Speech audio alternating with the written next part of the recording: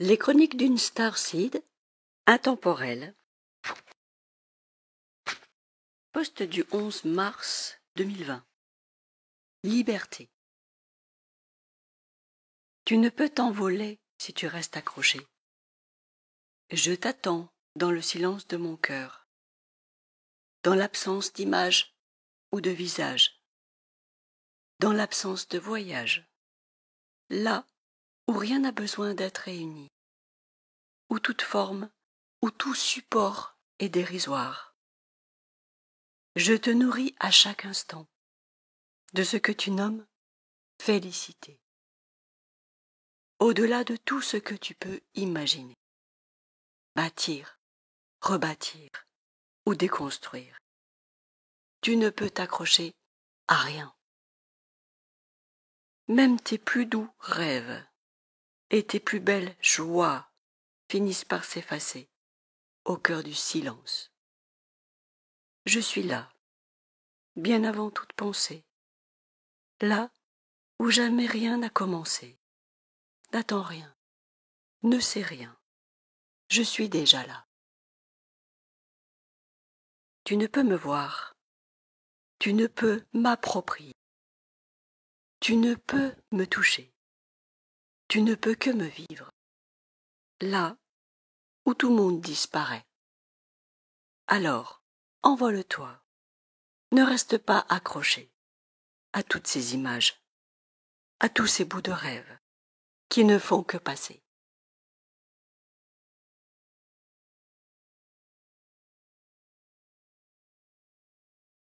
Post du 8 mars 2020. Faites le ménage dans votre vie.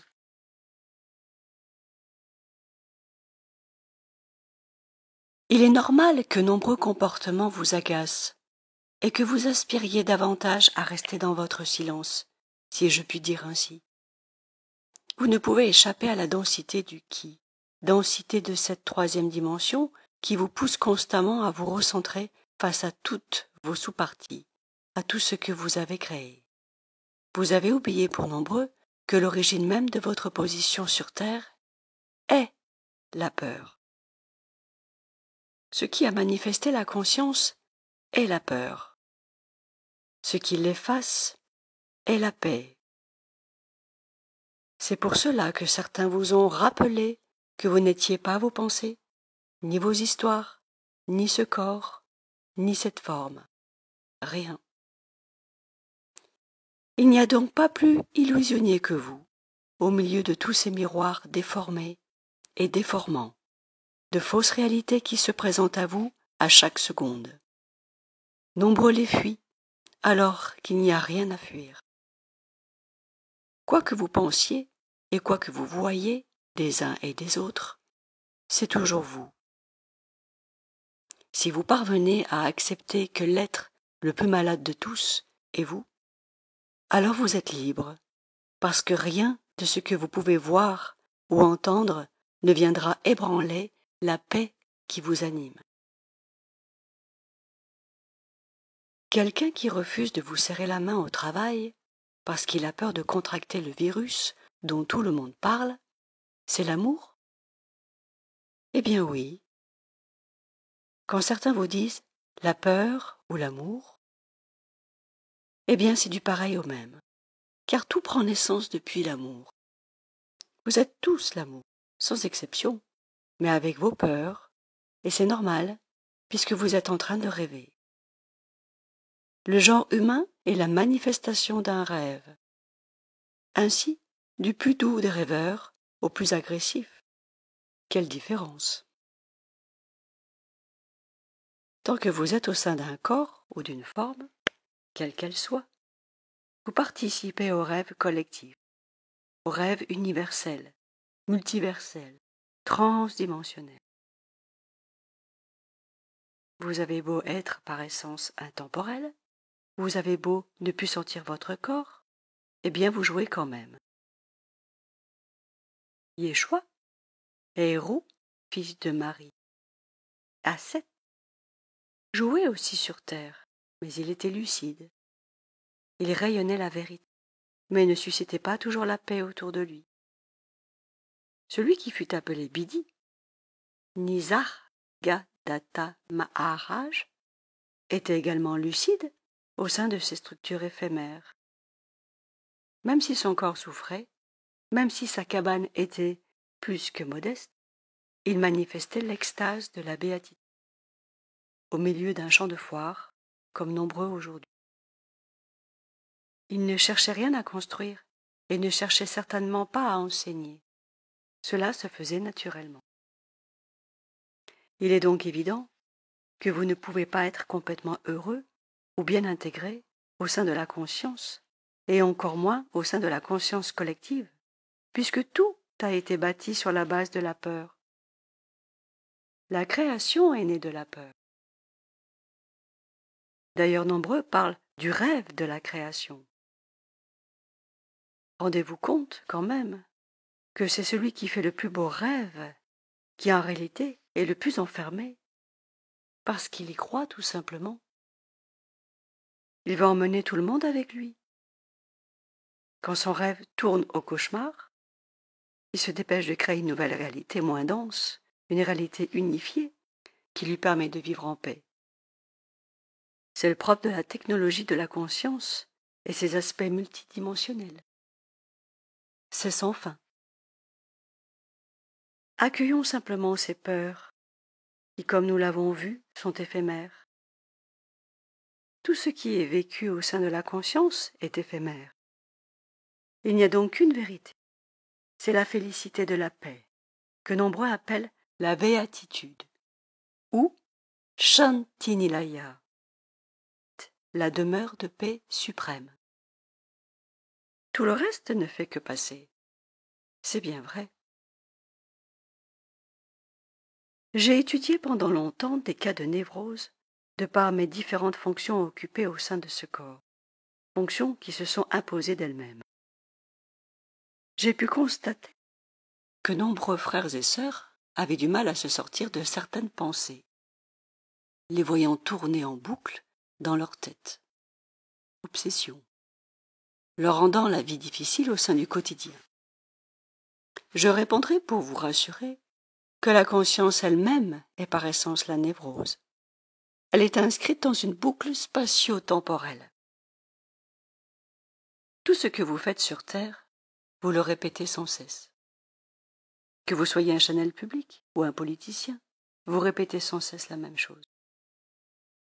Il n'y a pas de répit au sein de ce truc-là.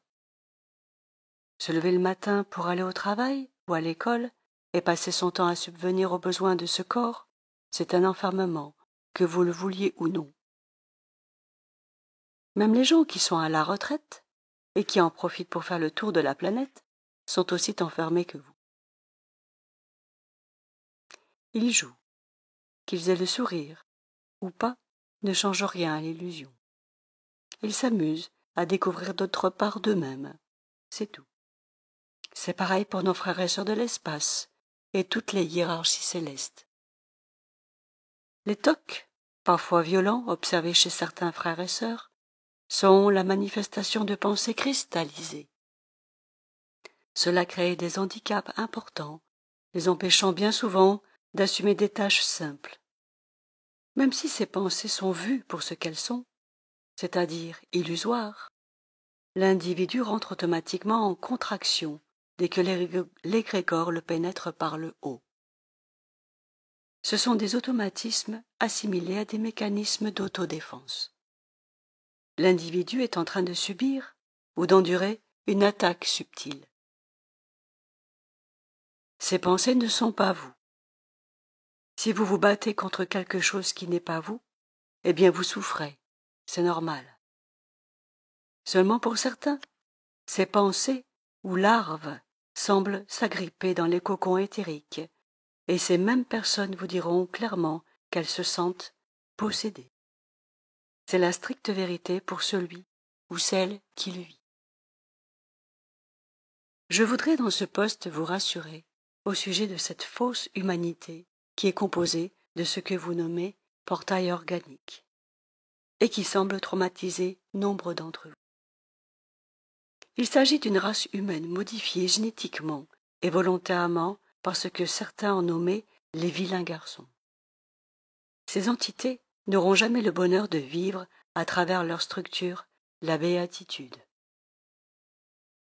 Ils ne peuvent donc mécaniquement ni vous comprendre, ni le vivre. La peur, et seulement la peur, est à la base de cette création, comme de toute création, telle que vous venez de le voir. Il est donc inutile de combattre, mais bien de vous rappeler à chaque instant que vous êtes la paix. Alors comment se dépêtrer de toutes ces pensées qui vous arrivent, qui vous agressent et qui ne sont pas vous? Si certaines canalisations du haut astral, le grand ciel, vous apaisent, tout comme de belles musiques ou une belle toile de peinture, elles ne vous libèrent pas pour autant. Si vous avez véritablement des pensées obsessionnelles, vous n'avez pas le choix que de les réfuter haut et fort, afin que vos cellules captent et enregistrent la nouvelle information. Il s'agit d'une reprogrammation cellulaire au niveau quantique. Nous parlons dans ce cas précis de déclaration d'intention. Par exemple, prononcer « que la paix soit », car elle est une déclaration d'intention extrêmement puissante. C'est le verbe. Le reste suit. Vous n'avez aucun souci à vous faire. L'intelligence de la lumière vous rend à votre pureté naturellement. Mais elle vous pousse parfois à lâcher certains automatismes ou certains mécanismes qui vous empêchaient d'être libre. Donc, si vous avez besoin de pratiquer des mouvements respiratoires sur le moment, eh bien faites-le. Si vous avez besoin de manger tel ou tel aliment, faites-le. Ne résistez pas à l'appel de la lumière. Si vous avez besoin de consulter un spécialiste en urgence, faites-le aussi. Si un cristal vous appelle, c'est qu'il est bénéfique pour vous sur le moment. Si on vous invite à l'autre bout de la planète pour changer d'air, eh bien faites-le. Un aliment en particulier vous rappelle. Tout est comme ça. Tout. Mais je dis bien absolument tout ce qui est vu sur ce monde vous ramène à vous. Il n'y a absolument rien à rejeter. La lumière qui est feu consume tout ce qui doit l'être, afin de vous rendre à votre liberté. Et si elle doit consumer ce corps pour vous délivrer de la conscience et de ses attachements, elle le fera. Chacun vit ce qu'il a à vivre. C'est pour cette raison que vous ne pouvez condamner personne, car chacun est en vérité malade, à partir du moment où il y a création. La création est née de la peur, et la peur est née de l'amour. L'amour, c'est la conscience ou la substance qui accueille tout de façon inconditionnelle, puisqu'elle a tout créé. L'amour se reconnaît en chaque chose. L'amour est capable de calmer un chien qui veut vous mordre, par exemple, et non pas de lui jeter la pierre. Nous voyons donc bien que l'amour n'est pas toujours absolu au sein de la création. Nombreux sont en manque d'amour ou en manque d'estime pour eux-mêmes. L'absolu n'étant en rien concerné par cela. C'est la paix. C'est la conscience. Un chien qui a peur et qui vous attaque, ce n'est pas la paix. C'est une conscience qui souffre.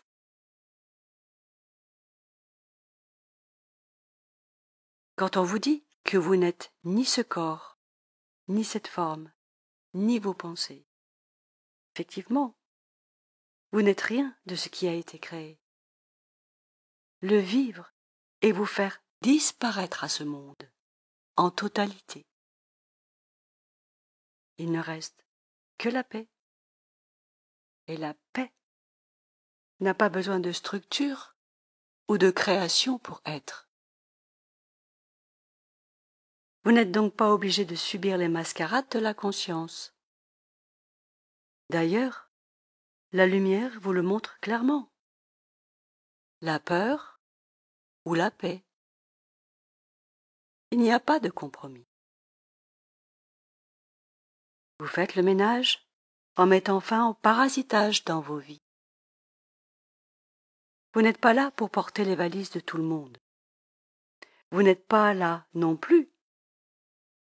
Vous n'êtes pas non plus le vidoir de chacun. Cela ne veut pas dire que vous n'aimez pas vos frères et vos sœurs. Vous êtes chacun, en unité et en vérité. Il est donc naturel et nécessaire pour chacun de préserver, si je puis dire ainsi, votre espace de tranquillité. La douceur n'exclut donc pas la fermeté. Notre cher Bidi en est la meilleure preuve. À mon sens, lui et Kichai Babaji Daida Khan ont été les plus grands enseignants qui soient sur Terre. Enseignants que j'ai rencontrés sur le plan interdimensionnel. C'est exactement comme sur votre lieu de travail. Vous sentez offensé parce qu'un collègue refuse de vous serrer la main par peur d'être malade, alors qu'il est déjà malade sans le savoir, puisqu'il rêve ou cauchemarde autant que vous. Eh bien, vous n'êtes pas obligé de rester dans l'entreprise. Soit les relations se compliquent, soit cela reste fluide. C'est vous, et vous seul qui voyez tout cela. La vérité éclaire tout, donc tout vous apparaît clair partout. Prenez soin de vous. BMB